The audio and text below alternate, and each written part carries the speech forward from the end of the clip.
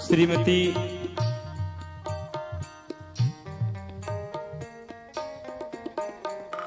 भैया श्रीमती कुसुम राजू चौरसिया जी, आप भी आरती में रहिए। बस मेरा आग्रह यही है कि कुछ मंच की व्यवस्था होती है, मर्यादाएं होती हैं, अभाव है, तो आज कुछ बाहर से भी अतिथि मेहमान पधारे हुए हैं।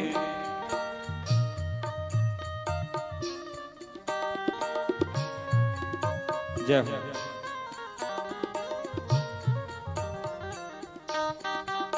तो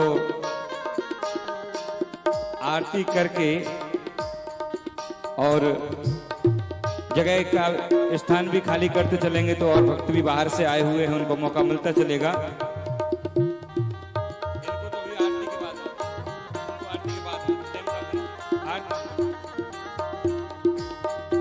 हरिओम।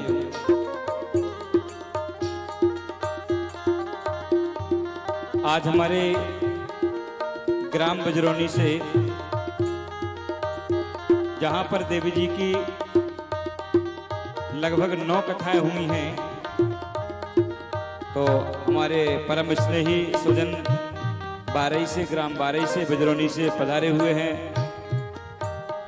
परमादरणीय श्री हरगोविंद भवनपुरिया जी आरती में आ जाएंगे। ब्रजेश महाराज इस तरफ, उनको एक थाली दे दो, आप अपनी तरफ बुला लो।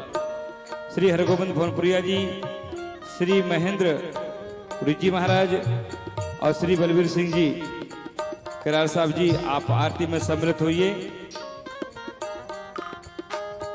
ये बड़े सौभाग्य पुण्य की वेला में श्रावण मास के पावन अवसर पर भोले बाबा की अनुकंपा से, दया से, करुणा से ये जो कार्यक्रम चल रहा है, जिसको आप फेसबुक, यूट्यूब के माध्यम से सुन रहे हैं, हम अधिक विलंब न करते हुए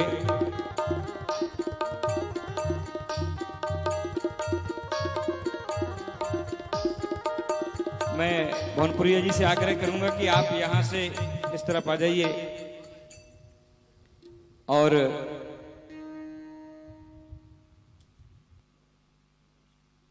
हमारे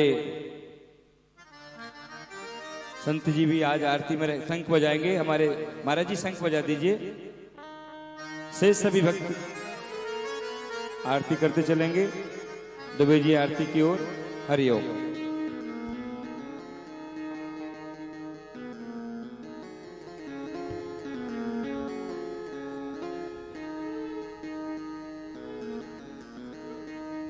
हरि ओम। चंद्रमा मनसो जात चक्षुः सूर्यो अजायत श्रोत्राद् वायुश्च प्राणश्च मुखादग्निरजायत श्रीबांके बिहारी तेरी आरती गाऊं।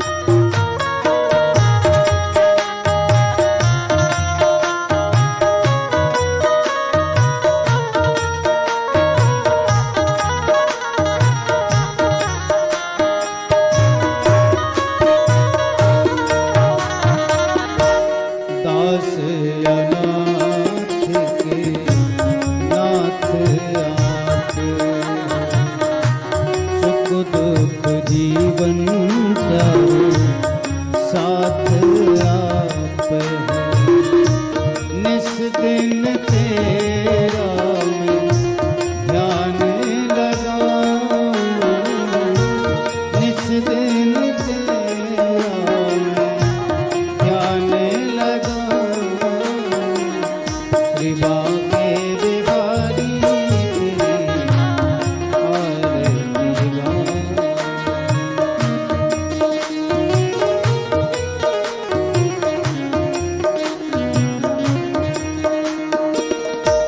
श्री हरिदास के प्यारे तुम हो, श्री हरिदास के प्यारे तुम हो, मेरे मोहन जीवन धन हो, मेरे मोहन जीवन धन हो, युगल छवि के दर्शन को,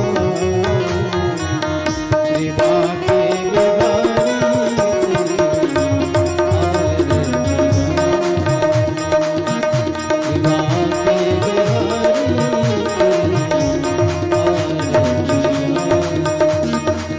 कर्पूरगौरं करुणावतारं संसारसारं भुजगेन्द्रहारं सदा वसन्तं हृदयारविन्दे भवं भवानी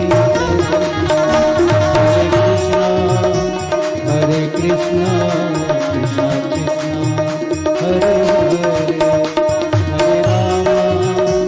हरे राम राम राम हरे हरे, राम राम हरे हरे, राम राम हरे हरे।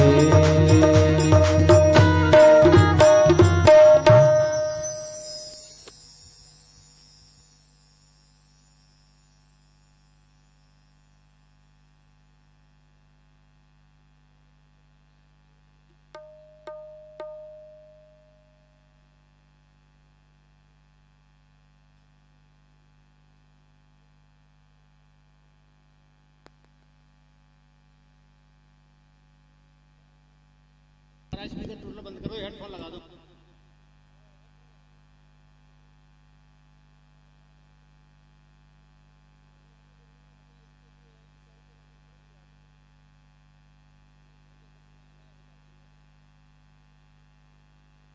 राधे राधे, श्री राधे श्री राधे। बढ़िया बोल रहा है, माइक जो बोल रहा है कल बढ़िया बोल रहा है।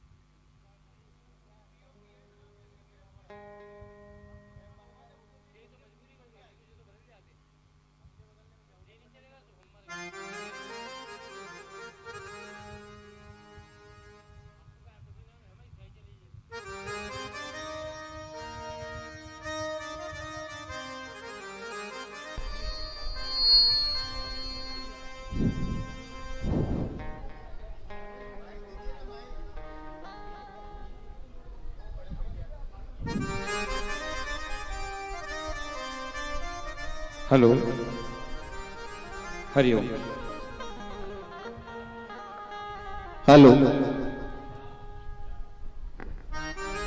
आप सभी से निवेदन है कि अपने स्थान पर पहले तो बैठ जाएं।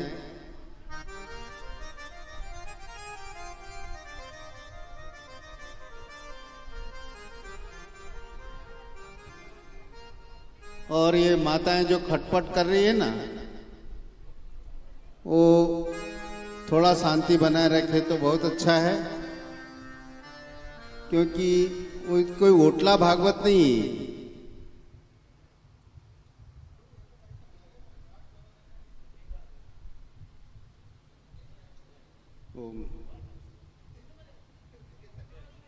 दूसरी बात, मंच की कुछ ऐसी व्यवस्था है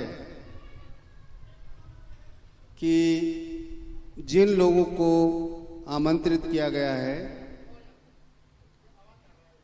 वही मंच पर पधारे, क्योंकि बहुत भीड़ हो जाने के कारण कभी मंच टूट भी सकता है।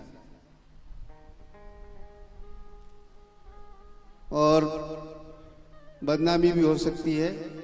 आपको आरती करने का है तो आप नीचे आरती देंगे, हम लोग आरती करने की छूट है, पर मुख्य यजमान श्री जो दैनिक यजमान हैं वही मंच पर पधारे, ऐसा मैं आपसे निवेदन करता हूं, आग्रह करता हूं और निवेदन भी करता हूं।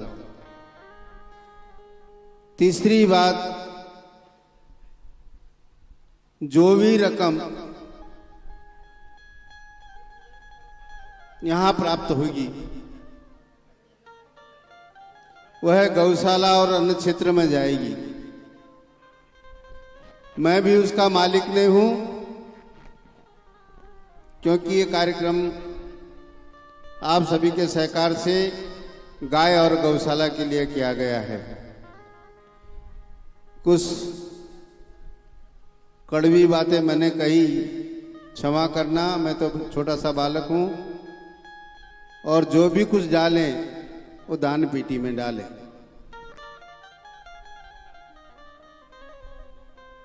धन्यवाद।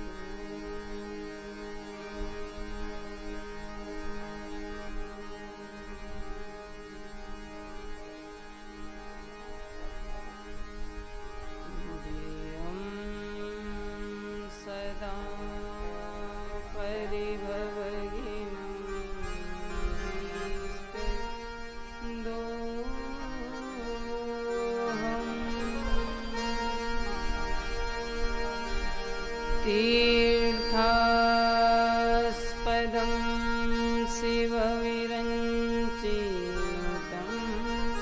शरणं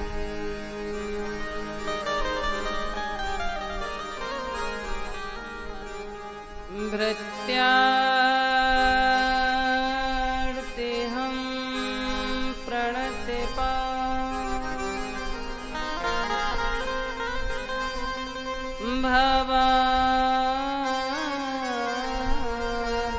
भवाब्धिपूतं वन्दे महापुरुषते चरणारविन्दम्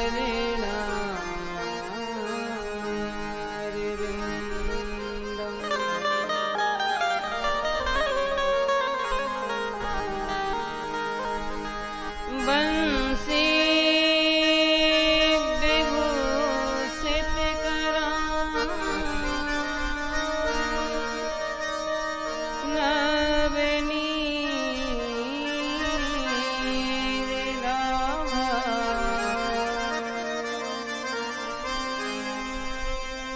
पीताम्बरा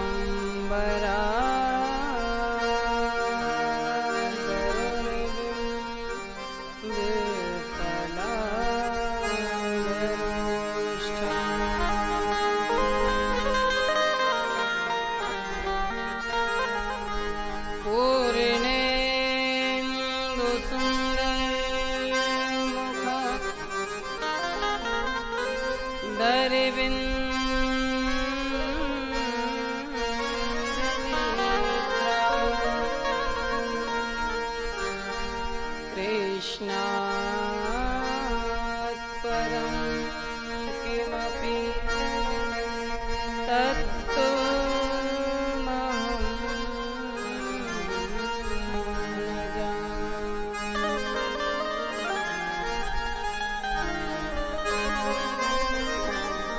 श्री सीतानाथ समारंभा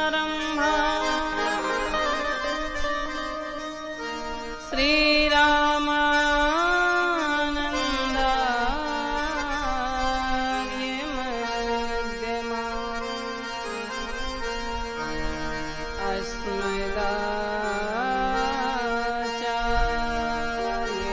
अस्मदाचार्यपर्यन्ता वन्दे श्री गुरु परम्परा।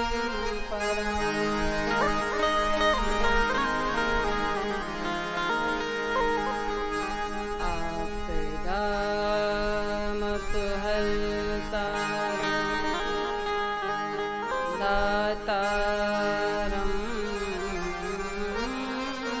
सर्वसम्पदा लोकाभिरामं श्रीरामं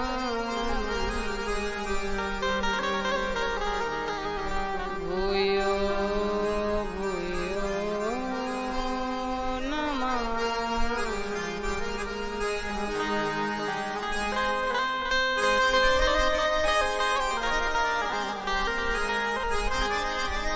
अतुलित बलिधामं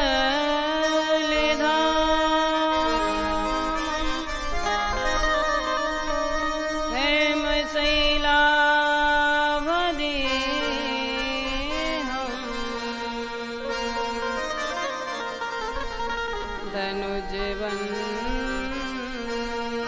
धनुजवन्क्रसानं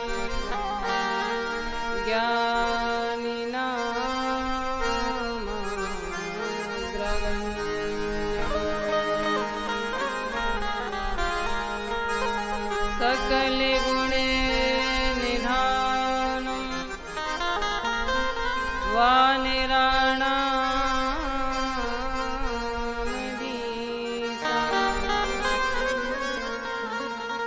श्री रघुवर प्रियभक्तं वात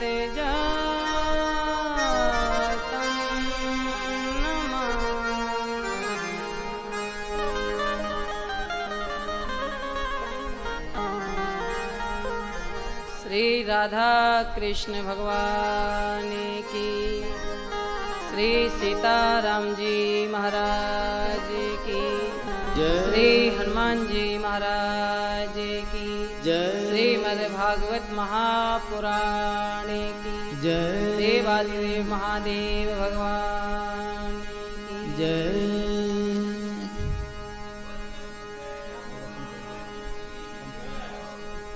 जो करते रहोगे भजन धीरे धीरे,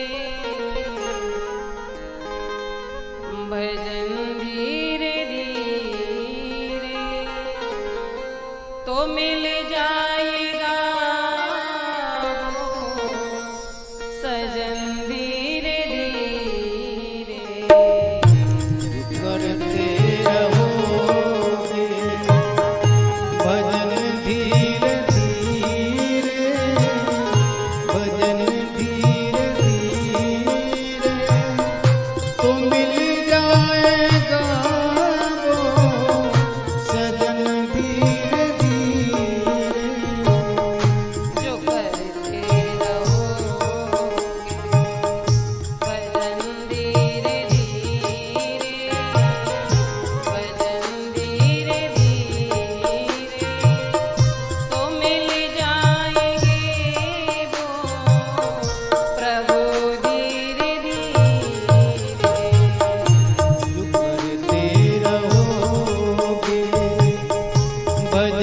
धीरे धीरे भजन धीरे धीरे तो मिल जाएंगे वो सजन धीरे धीरे।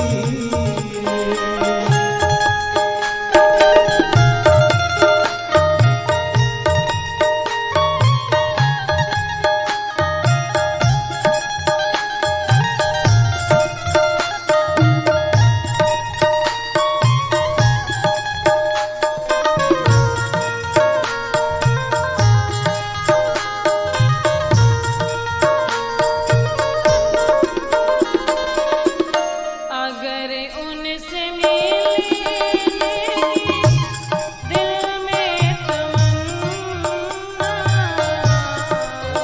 उनसे मिलने की दिल में तमन्ना,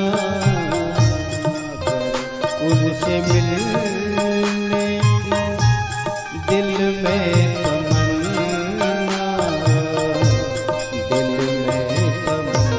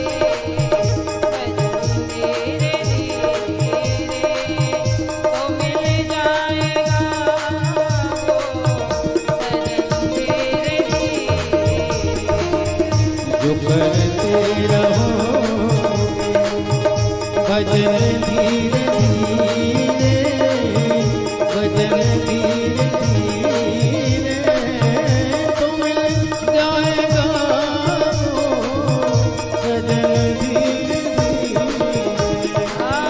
तो मिल जाएगा वो भजन धीरे धीरे। तो मिल जाएगा वो भजन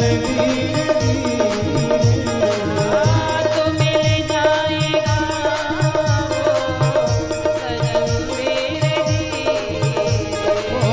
तो मिल जाएगा वो भजन धीरे धीरे।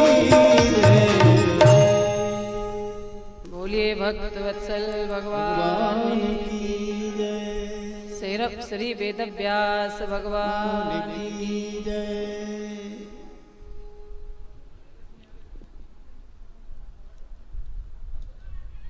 कथा के आज चतुर्थ दिवस में हम आप प्रवेश लेने जा रहे हैं और श्रीमद् भागवत महापुराण की कथा को जब हम अनुष्ठान विधि से श्रवण करते हैं तो संगीतमय सप्तदिवसीय अनुष्ठान के मध्य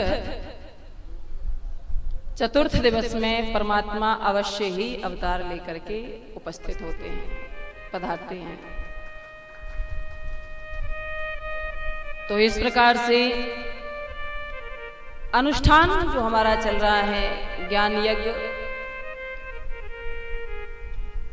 इस ज्ञान यज्ञ के फलस्वरूप, ज्ञान यज्ञ के श्रवण के फलस्वरूप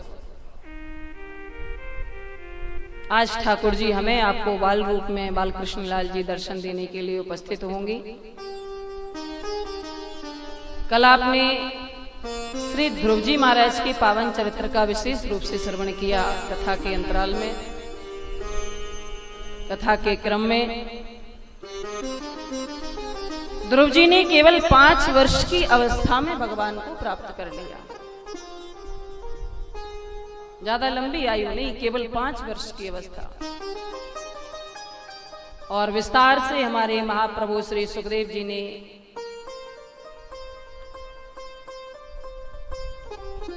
ध्रुव जी के वंश का वर्णन किया। आज हम एक बार पुनः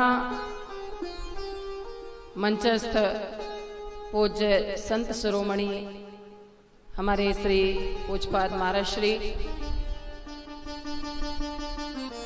स्वामी श्री ब्रजलाल पुरी जी महाराज के लिए कोटि कोटि उनके चरणों में वंदन करते हुए और कथा के आरंभ में ही कल भी हमें पूरा समय हमारे पूज्य संत चरणों की सन्निधि प्राप्त हुई और आज एक बार पुनः, पहले तो एक बार जोरदार तालियों के साथ में स्वागत पूज्य संतों का। पिपलेश्वर महादेव जी के मंदिर के महंत श्री पूज्य संत शिरोमणि महाराज श्री का आज आगमन हुआ है। एक बार पुनः कोटि कोटि महाराज श्री के पूज्य श्री कैलाश गिरी जी महाराज और हमारे और भी अन्य संतों का आगमन यहाँ पर हुआ। सभी के चरणों में कोटि कोटि वंदन करते हुए हमारी इस कथा के प्रधान यजमान सम्माननीय भैया श्री भाभी जी हमारी श्रीमती चंद्रकांता एवं भैया श्री सुभाष जी चौरसिया जी और इस कथा के सह यजमान प्रधान यजमान के साथ में प्रथम दिन से ही ये नियम चला आ रहा है कि 1-2 यजमान और भी साथ में मिलके, क्योंकि भाई दिन तो साथ ही हैं तो एक ही यजमान रहेगा तो फिर और सबको लाभ नहीं मिल पाएगा। इसलिए सही यजमान के रूप में प्रत्येक दिन 1-2 यजमान जुड़ ही रहे हैं। तो आज कथा के चतुर्थ दिवस में जिन्हें सहयोगी यजमान बनने का सौभाग्य प्राप्त हुआ, ऐसी श्रीमती सुमन जी एवं भैया सतीश पारासर जी, आपके लिए भी बहुत बहुत धन्यवाद। हमारे सभी श्रोता बंधुओं के लिए जो अपना अमूल्य समय हमें यहाँ पर प्रदान करते हैं, क्योंकि हम कथा कहते रहे और अगर आप यहाँ उपस्थित न हुए सुनने के लिए तो कहने में आनंद नहीं आएगा। इसलिए सभी के हृदय में बैठे हुए ईश्वर के लिए एक बार पुनः पुनः वंदन प्रणाम करते हुए ध्रुव जी के पावन चरित्र के साथ ही चतुर्थ स्कंद को विश्राम किया और पंचम स्कंद प्रारंभ यहीं से हो रहा है। ध्रुव जी के जो पिताजी हैं महाराज उत्तानपाद, उनके छोटे भाई का नाम है प्रियव्रत। और प्रियव्रत जी महाराज बड़े तपस्वी हैं, लेकिन तपस्या करने के लिए वो कहीं जंगल में नहीं गए, उन्होंने अपने घर में रह करके ही तप किया।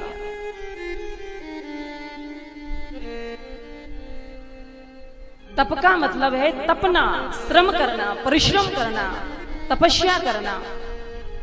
चाहे वो शिक्षा के विषय में हो, चाहे वो संस्कारों के विषय में हो, चाहे वो खेती बाड़ी के विषय में हो, चाहे वो साधुता का विषय हो, चाहे साधना का विषय हो, कोई भी विषय हो, चाहे माताओं के गृह कार्य का विषय हो, जिस कार्य में हम निपुण हो जाएं और भली भांति अच्छे तरीके से हमने अगर अपने कार्य को संपन्न कर लिया तो समझो कि हमने उसमें तप कर लिया। अगर हमने बच्चों को अच्छे संस्कार दे दिए तो वो भी तो एक तपस्या है। हमने अपने बच्चे को राष्ट्र, देश, अपना ये जो भारत देश है इसकी सेवा के लिए अपने बेटे को हमने समर्पित कर दिया। ऐसा सुंदर संस्कार दिया कि हमने अपने पुत्र को राष्ट्र सेवी बना दिया, संत सेवी बना दिया, ब्राह्मण भक्त बना दिया। ये भी तो एक तपस्या है। तो प्रियव्रत जी महाराज जो हैं वो घर में रह करके ही तप करते हैं। बनेपि दोषः प्रभवन्ति रागणाम ग्रहेपि पंचेन्द्रिय निग्रह स्तपा अकुत्सिते कर्मणि यह प्रवर्तते निवृत्त रागस्य गृहम तपोवनम। अपने घर को ही वन में न जा करके अपने घर को ही तपोवन मान करके और घर में ही उन्होंने तप किया। ऐसा उग्र तप किया, ऐसे तपस्वी हुए कि इनके ही प्रताप से पृथ्वी पर 7 द्वीप और 7 समुद्रों की रचना हुई और इनके 10 पुत्र हुए। ऐसा भी नहीं था कि ये विरक्त थे। प्रियव्रत जी महाराज 10 पुत्र भी हैं, फिर भी इन्होंने घर में ही रह करके तप किया। पुत्रों के नाम हैं आग्नेन्द्र, इदमजी, यज्ञबाहु, महावीर, हिरण्यरेता, धृतपृष्ठ, सवन, मेधातिथि, बीतिहोत्र और कवि। 2 पत्नियां थीं। दूसरी पत्नी से भी 3 पुत्र हुए, उत्तम, तामस और रेवत। ये मनवंतरों के अधिपति हुए तीनों पुत्र। इन्हीं के वंश में परम तपस्वी महान संत श्री ऋषभदेव जी का जन्म हुआ। कौन से ऋषभदेव जी महाराज? जिनसे जैन धर्म प्रारंभ हुआ। और हमारे ऋषभदेव जी महाराज ने इनके 100 पुत्र अपने ज्येष्ठ पुत्र भरत को पूरा साम्राज्य सौंप दिया और समझ गए कि अब भजन करने का समय आ गया, क्योंकि भांति भांति भोग मिले, अंग हो अरोग मिले, सुख के संजोग मिले जीवन की बाटी में, स्वयस और नाम मिले, धन और धाम मिले, लेकिन प्रभु ना मिले तो सब काम मिले माटी में। सब कुछ भगवत कृपा से मिल जाए और अगर भगवान ना मिले तो मिला हुआ भी ना मिले के समान है। तो सब कुछ पूरा का पूरा साम्राज्य अपने पुत्र भरत जी को सौंप करके और ये जंगल में निकल गए। जंगलों में पागलों की तरह विचरण करने लगे। हमारे मन में भरे पड़े प्रभु प्रेम के लच्छे हैं। लोग कहते हैं पागल बाबा, पागल बाबा, पागल बाबा ऋषभदेव जी से। तो महान तेजस्वी तपस्वी श्री ऋषभदेव भगवान कहते हैं हमारे मन में भरे पड़े प्रभु प्रेम के लच्छे हैं। अरे भैया हमें तो पागल ही रहने दो, हम तो पागल ही अच्छे हैं। पागलों की तरह जो मर्जी चाहे पत्थर मार देता है आके, बड़े अजगर व्रत उन्होंने धारण किया, लेटे ही लेटे मलमूत्र त्याग कर देते हैं। शरीर की स्थिति भले ही ऐसी है, लेकिन आंतरिक स्थिति उनकी इतनी श्रेष्ठ है, इतनी श्रेष्ठ है कि शायद ही किसी और की हो। मन एक क्षण के लिए भी परमात्मा से अलग नहीं होता। मन के हारे हार हैं, मन के जीते जीत, मन ही मिलावत राम सो, और मन ही करते फजीत। मन की गति है अटपटी, झटपट लखे न कोई, जो मन की खटपट मिटे तो चटपट दर्शन होए। तो मन मानसिक स्थिति जो है वो बड़ी श्रेष्ठ है। परम संत हैं ये, और संतों का हृदय करुणा से परिपूर्ण, ये तो मैंने आपको कहा ही था। मैंने कल पूज्य महाराज श्री से हाथ जोड़ करके जाते समय जब विदाई हो रही थी तो हाथ जोड़ के निवेदन किया कि पूज्य महाराज श्री एक बार आप पुनः पधारें, आज बड़ा आनंद आया आपकी उपस्थिति को देख करके।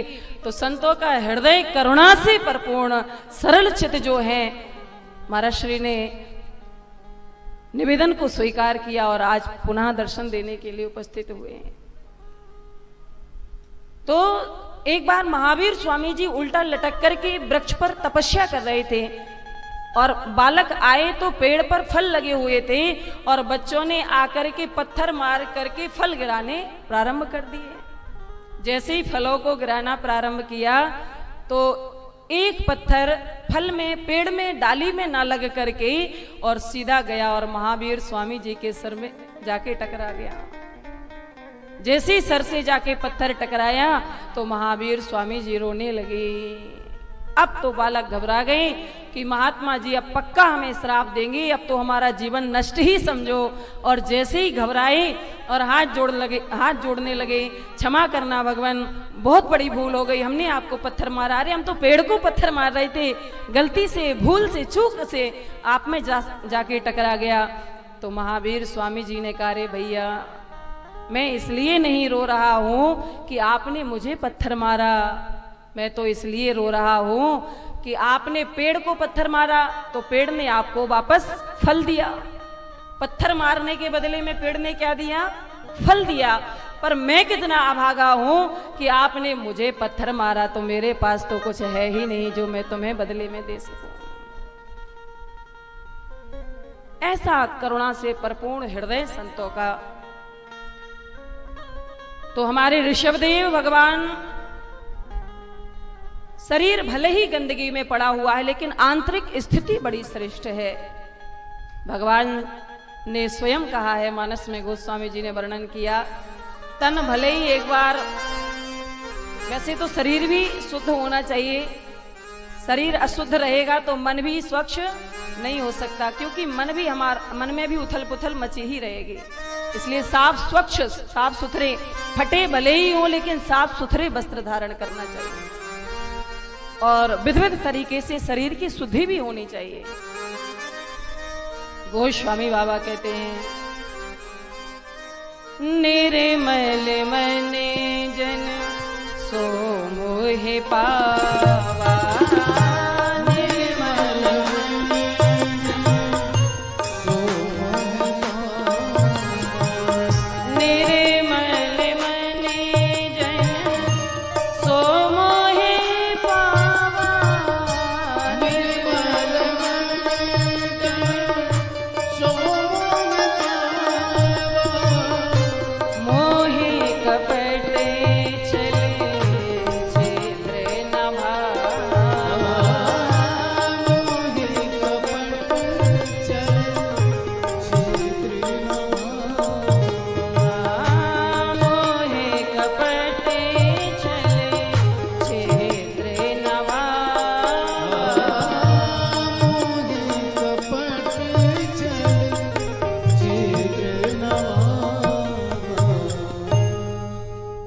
तो भाई शरीर भी शुद्ध हो और मन भी निर्मल हो।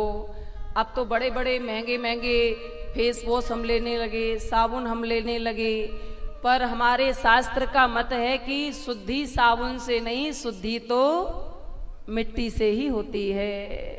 साफ स्वच्छ साफ सुथरी मिट्टी हो। हम शौच आदि से जब निवृत्त होते हैं तो साबुन से हाथ धोते हैं, हैंड वॉश लगा लिया, उससे हाथ धो लिया।